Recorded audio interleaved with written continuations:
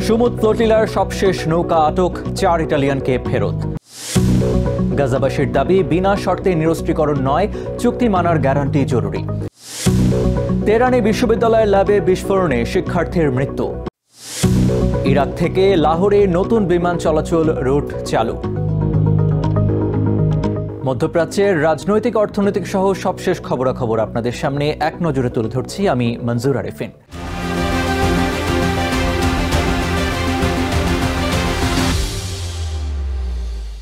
গাজায় ইসরায়েলি অবরোধ ভাঙার চেষ্টায় গ্লোবাল সমুদ্র ফ্লোটিলার সবশেষ নৌকাটি আটক করেছে ইসরায়েলি নৌবাহিনী। শুক্রবার ভূমধ্যসাগরের আঞ্চলিক জলসীমা থেকে 25 নম্বর ম্যারিনেট নৌকাটি আটক করা হয়।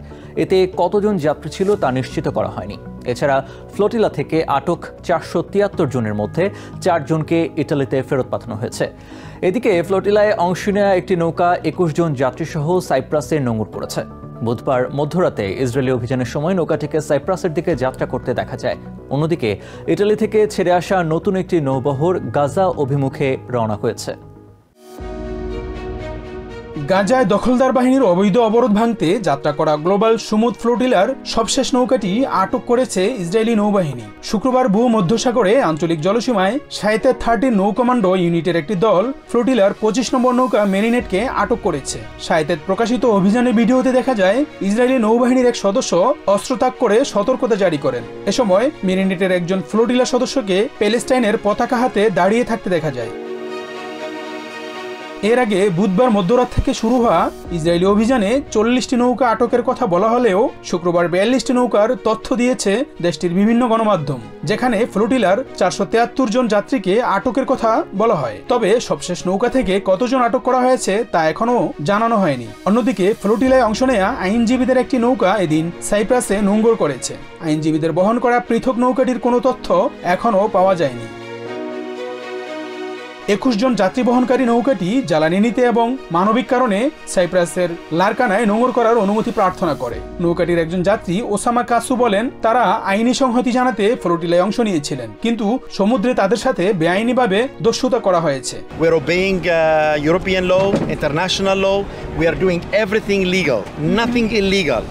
And in fact, everything that illegal that been done against us was done in high seas in international water, and we were kidnapped. Global সমুদ্র ফ্লোটিলা থেকে আটক অধিকার কর্মীদের আশদোদ বন্দর থেকে ইসরায়েলের দক্ষিণের একটি কারাগারে স্থানান্তর করা হয়েছে। কারাগারে কর্মীদের পরিচয়, যাচাই বাছাই এবং প্রত্যাবাসন প্রক্রিয়া শুরু করেছে সংশ্লিষ্টরা। ইতিমধ্যে ইটালির 4 নাগরিককে নিজ দেশে ফেরত পাঠানো হয়েছে বলে জানিয়েছে ইসরায়েলের পররাষ্ট্র মন্ত্রণালয়। অন্যদেরও শীঘ্রই নিজ নিজ দেশে ফেরত পাঠানো হবে।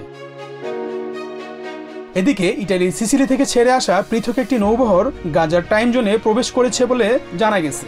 গত সোমবার যাত্রা শুরু করা ফ্রিডম ফ্লোটিলা কোয়ালিশনের এই নৌবহরে একটি বড় জাহাজ সহ 9টি নৌযান রয়েছে। সাংবাদিক, চিকিৎসক, আইনজীবী ও অন্যান্য পেশাদার 82 কর্মী সহ 96 জন যাত্রী রয়েছে নতুন এই নৌবহরে।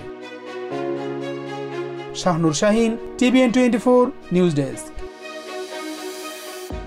প্রেসিডেন্ট ডোনাল্ড ট্রাম্পের পরিকল্পনা অনুযায়ী হামাসকে নিরস্ত্রীকরণে রাজি নয় গাজার বাসিন্দারা। শুক্রবার রয়টার্সের এক প্রতিবেদনে এমন প্রতিক্রিয়া উঠে এসেছে গাজার বাস্তুচ্যুত প্যালেস্টিনিয়ানদের মন্তব্যে। তাদের দাবি, যুদ্ধের স্থায়ী অবসানের নিশ্চয়তা দিতে হবে, যা ট্রাম্পের পরিকল্পনায় নেই, যে কারণে হামাসের অস্ত্র প্রত্যাহার হতে হবে শর্ত সাপেক্ষে।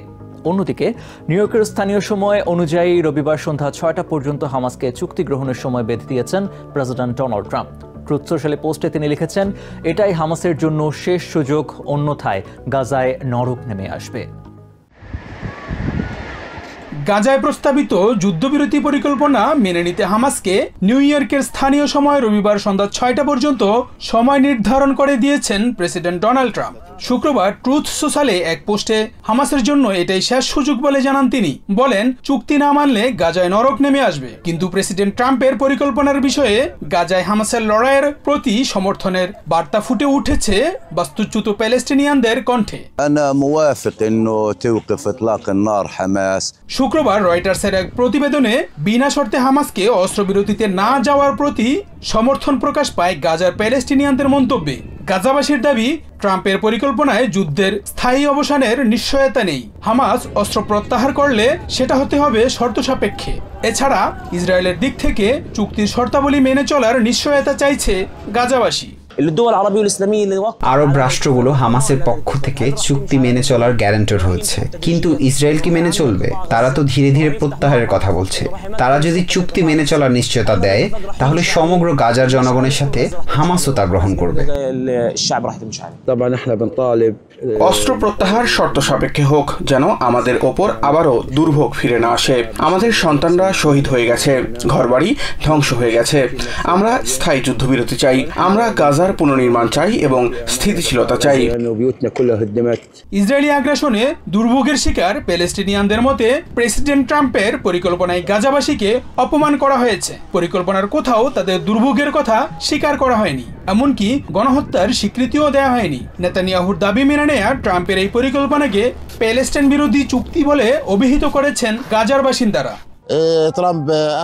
ট্রাম্প ইসরায়েলের দাবি মেনে নিয়েছেন, তিনি এটি আমাদের ভূমিতে প্রয়োগ করতে চান, কিন্তু আমরা গাজাবাসী অবিচল এবং ধৈর্যশীল, কারণ ট্রাম্পের এই পরিকল্পনা আমাদের স্বার্থবিরোধী এবং আমাদের অস্তিত্বের বিরুদ্ধে করা হয়েছে।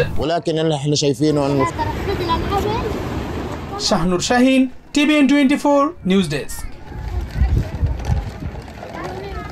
ইরানের একটি বিশ্ববিদ্যালয়ের ল্যাবরেটরিতে বিস্ফোরণের ঘটনায় এক শিক্ষার্থীর মৃত্যু হয়েছে। ধাতুবিদ্যা পরীক্ষাগারে হাইড্রোজেন সিলিন্ডার বিস্ফোরণে পুরো ল্যাবটি ধ্বংসস্তূপে পরিণত হয়। নাম উল্লেখ না করা বিশ্ববিদ্যালয়ের একজন কর্মকর্তা গণমাধ্যমকে জানিয়েছেন, বৃহস্পতিবার স্থানীয় সময় সকালে তেহরানের ওই বিশ্ববিদ্যালয়টির আমিরাবাদের টেকনিক্যাল ক্যাম্পাসের পরীক্ষাগারে এই বিস্ফোরণ ঘটে। এতে আরও 2 শিক্ষার্থী আহত হয়েছেন। হতাহতদের নাম পরিচয় প্রকাশ করা হয়নি। বিস্ফোরণের সময় শিক্ষার্থীরা ল্যাবে গবেষণার কাজে নিয়োজিত ছিল। এর আগে বুধবার সেমনান প্রদেশের একটি বিশ্ববিদ্যালয়েও এরকম একটি দুর্ঘটনা ঘটে। আন্তর্জাতিক রুটে বিমান চলাচলে পাকিস্তানকে যুক্ত করেছে ইরাক। ইরাকের নাজাফ আন্তর্জাতিক বিমানবন্দর থেকে লাহোরের আল্লামা ইকবাল আন্তর্জাতিক বিমানবন্দরকে যুক্ত করে নতুন এই রুট চালু করা হয়েছে। বৃহস্পতিবার এক বিবৃতিতে জানানো হয়, আগামী 9 অক্টোবর পাকিস্তানের উদ্দেশ্যে ইরাক থেকে প্রথমে ফ্লাইট ছেড়ে যাবে। সপ্তাহে 2 দিন মঙ্গলবার এবং বৃহস্পতিবার 2 দেশের মধ্যে ফ্লাইট পরিচালনা করা হবে। ইরাকের রাষ্ট্রীয় বিমান পরিবহন সংস্থা ইরাকি এয়ারওয়েজ উভয় দেশের যাত্রীদের পরিবহন সেবা দেবে। সংস্থাটির জেনারেল ম্যানেজার মানাফ আব্দুল মুনিম আজিল বলেন, উভয় দেশের যাত্রীরা এখন থেকে সরাসরি ইরাক পাকিস্তান ভ্রমণ করতে পারবে। সৌদি আরবে প্রবাসী নোয়াখালী জেলা বিএনপি পূর্বাঞ্চল রিয়াদের উদ্যোগে অভিষেক ও সংবর্ধনা অনুষ্ঠিত হয়েছে। সংগঠনের সভাপতি মোহাম্মদ আলমগীর হোসেনের সভাপতিত্বে সাধারণ সম্পাদক মোহাম্মদ ওমর ফারুকের সঞ্চালনায় অনুষ্ঠানে প্রধান অতিথি ছিলেন নোয়াখালী জেলা বিএনপির সদস্য সচিব হারুনুর রশিদ আজাদ। প্রধান বক্তা ছিলেন নোয়াখালী জেলা বিএনপির সিনিয়র যুগ্ম আহ্বায়ক ABM জাকারিয়া এবং বিশেষ অতিথি ছিলেন সদস্য অ্যাডভোকেট রবিউল হাসান পলাশ।